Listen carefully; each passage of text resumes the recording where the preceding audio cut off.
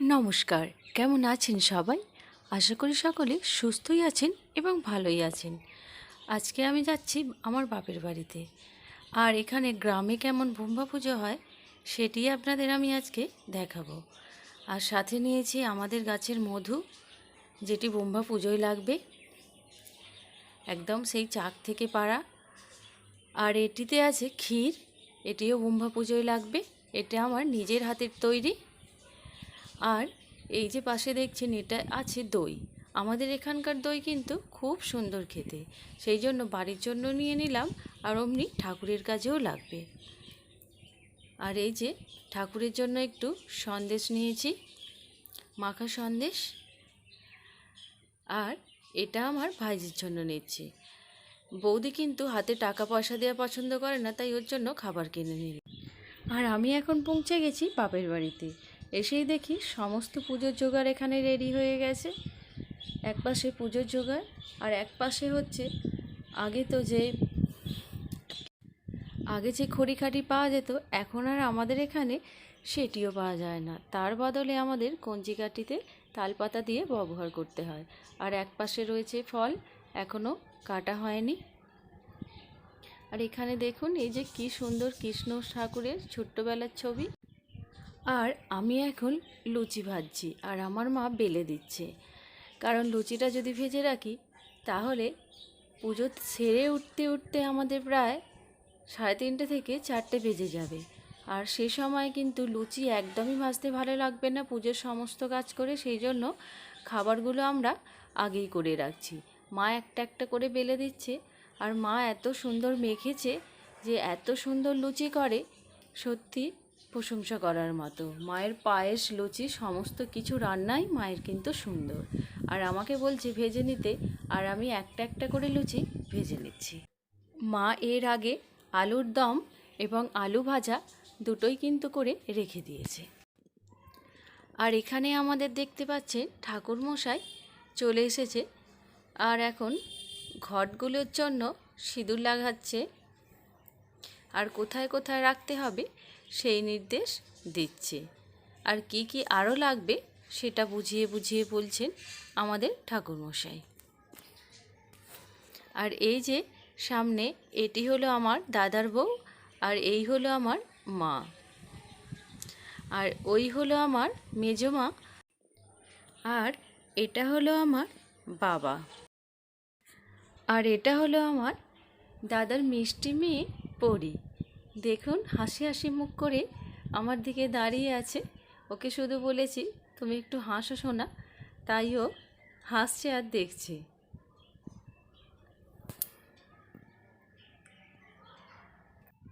আর সিন্নি মাখা কিন্তু খুব একটা কঠিন ব্যাপার, কারণ কোনটার পরে কোনটা দিতে হয়। কলার পরে গুড় ভালো করে মেখে তারপরে আরও কী কী সব দিতে হয় ঠাকুরমশাই বলছেন, আর আমি সেই ভিডিও তুলছি। যদি আমি পুরো ভিডিওটা তুলিনি, একদম সিন্নি মাখার শেষে আবার তুলেছিলাম। আর এই যে আমাদের এখানে সিন্নি মাখা হয়ে গেছে। আর ঠাকুরমশাই বলেছেন সিন্নিতে একটু নারিকেলের কুড়ো দেবে, সেই জন্য মা এখন নারিকেল কুড়তে বসেছে।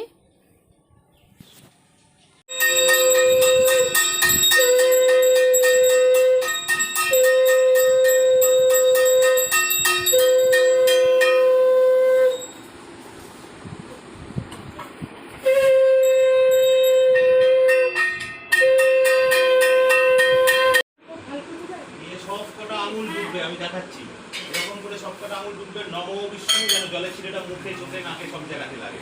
নমো বিষ্ণু, নমো বিষ্ণু, নমো বিষ্ণু। বাঁ দিকে ফেলে দাও, বাঁ দিকেই ফেলে দিয়ে বাঁ দিকে। নমো বিষ্ণু, নমো বিষ্ণু, নমো বিষ্ণু, নমো অপবিত্র পবিত্র বা সর্বা বস্তা কত পিভা যৎসরে কুণ্ডরী কাক্ষং সবাচ্ছ অভ্যন্তর সূচি। দাদা আর বাবা দুজনেই পুজোয় বসেছে। বাবা বলছিল দাদাকে বসার জন্য, আর দাদা বলছিল বাবাকে বসার জন্য। ঠাকুরমশাই বলেছেন দুজনকেই বসতে, কারণ বাবা তো প্রতি বছর আমাদের এখানে থাকে না, বেশিরভাগ সময় পুজোর সময়টা বাইরেই থাকে। এখানে যেহেতু এই বছর আছে সেই জন্য বাবাকে বসতে বলেছে ঠাকুরমশাই পুজোর জন্য, সেই জন্য দাদা আর বাবা দুজনে মিলে এই বছর পুজোর সংকল্পতে বসেছে। আমার নাম এতে গন্ধ পুষ্পে জলে ডোবাও ফুলটা। বং গন্ধায় নমঃ। বং গন্ধায় নমঃ, গন্ধ মানে ধূপ। বং গন্ধায় নমঃ, একটা ফুল নাও, দিদি দেবে এতে গন্ধ পুষ্প শ্রী গন্ধ ধূপায় নমঃ। আবার ফুল নাও, এতে গন্ধ পুষ্প প্রজ্বলিত দীপায় নমঃ। এতে গন্ধ পুষ্পে প্রজ্বলিত দীপায় নমঃ। ফুলে দাও প্রদীপে বা সামনে প্রদীপ তোলা আছে তোমার। আবার ফুলটা এতে গন্ধ পুষ্পে এতৎ সম্পদানায় ব্রাহ্মণায় নমঃ। আর এই যে আমার ছেলে বসে বসে দাদু আর মামা কি করছে সেই পুজো দেখছে। উপাখ্যান অপূর্ব কাহিনী, শুনো শুনো সর্বজন হয়ে একচিত, যার যে পাইবে বর মনের বাঞ্ছিত। গরিব ব্রাহ্মণ এক ছিল মথুরায়, ভিক্ষা করি কাটে কাল দুঃখ নাহি যায়। একদিন সেই দ্বিজ ভ্রমিয়া নগর, কিছু না পাইয়া ভিক্ষ হইল কাতর। বৃক্ষ তলে বসে বিপ্র বিষাদিয়া মনে, কান্দিতে লাগিল দ্বিজ ভিক্ষার কারণে। কান্দিতে কান্দিতে দ্বিজ হইল অস্থির, দেখিয়া দয়াল বড় হইল সত্যপীর। দয়াময় প্রভুদেব সত্যনারায়ণ, ফকিরের বেশে তারে দিল দর্শন।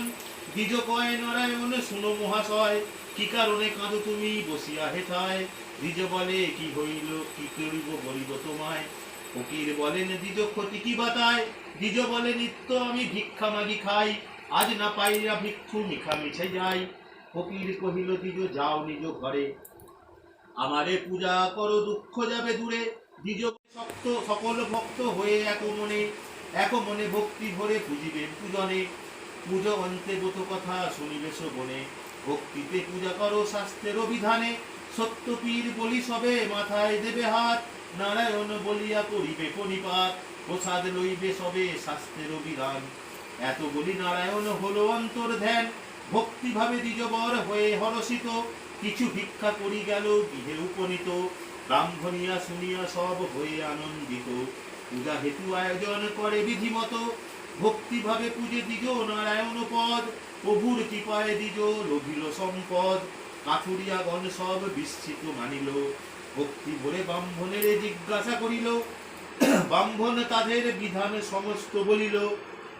কাঠুরিয়াগণ শান্তি সুরায় দেবী চক্ষুরাস্তত মে স্বাহা ইদম অগ্নয়। ওই ছোট খুশিটা দাও থেকে। ওম ত্রয়ম্বকম দান তুভ্যং ভুস্বাহা। পুঁথি পড়ার পরে শুরু হয়েছিল আমাদের বাড়িতে হোম, তারপর হোমের পর হয়েছিল পুষ্পাঞ্জলি। দাও ওখান থেকে হোম বস্ত্র পাকা রম্ভা মিষ্টি দিতে হবে এখান থেকে বার করে দেবো। এই ব্রহ্মা পুজো কিন্তু আমাদের বাড়িতে প্রতি বছরই করতে হয়, কারণ এক বছর আমাদের না করে কিন্তু প্রচুর অঘটন ঘটেছিল। আমার এই বাপের বাড়ির পিছন দিকে আমাদেরই পাঁচজনের ঘর রয়েছে, আর ওই 5টা ঘরে পুরো আগুন ধরে গিয়েছিল। সেই থেকে আমাদের ব্রহ্মা পুজো প্রতি বছরই হয়, কারণ এক বছর বন্ধ হয়েছিল। আর ঠিক সেই দিন রাত্রিরেই হয়েছিল ওই আগুনের কাণ্ডটি। সেই কারণে আমাদের একটু ছোট করে হলেও প্রতি বছর এই ব্রহ্মা পুজোটুকু কিন্তু করা হয়। আর এখন আমরা দিচ্ছি সবাই পুষ্পাঞ্জলি। পুষ্পাঞ্জলি হতে হতে আমাদের প্রায় 4টে মতো বেজে গিয়েছিল। আর এরপরে শুরু হয়েছিল আরতি। আর ঠিক আরতির পরে আমাদের ব্রহ্মা পুজো ছোটো কেটে দিয়েছিল দধি কর্মা দিয়ে, সাথে ছিল দই, চিড়ে, মুরগি, মিষ্টি। আর ঠিক এরপরেই শেষ হয়ে গেছিল আমাদের পুজোর পর্ব। তারপর আমরা ওই 4:30টার সময় সবাই মিলে খেতে বসে গিয়েছিলাম। আর তাহলে আজকের ভিডিওটা এই পর্যন্তই। যদি ভালো লাগে আমার এই ভিডিও, তাহলে আমার চ্যানেল সাবস্ক্রাইব করে অবশ্যই আমার পাশে থাকবেন।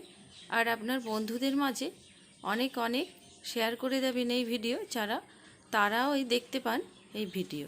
নমস্কার।